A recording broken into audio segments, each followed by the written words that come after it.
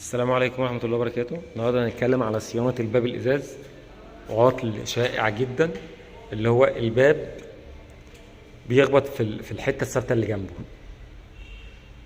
الباب بيخبط في الحتة الثابتة اللي جنبه، محتاج يترفع. تمام. العدة اللي هنحتاجها بس عشان ايه ما تحتسي، محتاج مفك عادة، وهقول لك ليه دلوقتي. هتحتاج إلين رقم 5 وإلين رقم 1. هتقول لي ايه إلين رقم 1؟ إلين رقم 1 يعني 1 مللي. إلين رقم 5 يعني إلين 5 مللي. هتجيبهم منين؟ في طقم عند بتاع العدد او عند بتاع البويات ايا كان، بيبقى طقم كده عباره عن حوالي 10 إلينات او ألانكيه زي ما بتوع القاهره بيقولوا. هتلاقي إلين 1 وإلين رقم 2 وإلين رقم 3 و4 هكذا، يعني حوالي لحد 7 8 مللي او 10 مللي حسب الطقم. المهم اللي انا هحتاجهم إلين 1 وإلين 5 ومفك عادي. الإلين رقم 1 ده اهو، هتلاقي فيه خرم هنا في المفصله. بربط المسمار، هتلاقي هو مسمار بربط المسمار، الإلين يفك، بربط الإلين يفك اهو، وافضل الف اهو الوش فك معايا اهو بسهوله. تمام. افرض انا مش عارف، او المسمار بايظ، او ما عنديش الإلين رقم 1 ده، وارد. بعمل ايه؟ هيجي دور المفك العادي، بفتح الباب كده زاوية 90 اهو، بفتح زاوية 90 وباجي هنا من ظهر الباب، بحط المفك العادي هنا اهو كده، بخبط هنا،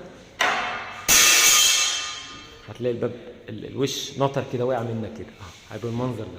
المهم ان احنا هيظهر معانا المنظر ده. لو انت فكيت الوش الناحية التانية مش هتلاقي المنظر ده اللي هو من الظهر. يعني انت لو فكيت اهو من ظهر المفصله مش هتلاقي منظر الفلانشه. انا عايز الفلانشه. تمام. انا عايز المنظر ده. هتلاقي الفلانشه دي اول حاجه. تحط كرتونه زي ما انت حاطط.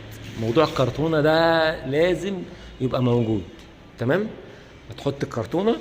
تمام. وهتحط تحت الكرتونه مفك عادي. ركز معايا. تحط ايه؟ مفك عادي. مش عارف باين كده مفك العادي ولا لا؟ اهو كده باين. حلو. الباب لو بيخبط عندك في الثابت، يعني انا هوري لك اللي يحصل. لو انا فكيت المسمارين دول او مش فكيتهم بالإلين ال5 مللي، عشان قبل كده شاورت في فيديو فواحد قال لي يعني ايه خمس وشنا، لا ده إلين او ألانكيه رقم 5. غالبا بيبقى المسامير دي هوت. شايف؟ ايوه اهو، ده العطل. الباب اهو من تحت اهو مفتوح، ومن فوق قافل اهو. بعمل ايه؟ بفك الإلين، بهويه شمال، وافك التاني شمال. انا ما فكتهوش، انا هويته. واجي مفك العاده هزقه لتحت، يعني هرفع الباب او هرفع كده اهو. انا معلش بصور اهو برفع. واحد يرفع، ممكن يكون تبقوا نفرين مفيش مشكله. واحد يرفع والتاني يربط. يعني ايه؟ يعني انا هرفع كده، هرفع الباب اهو، انا ماسك اهو، برفع اهو الباب اهو. حلو. واربط المسمارين دول، هيظبط معايا. معلش انا الكاميرا قريبه اهو. المسمارين دول اهو،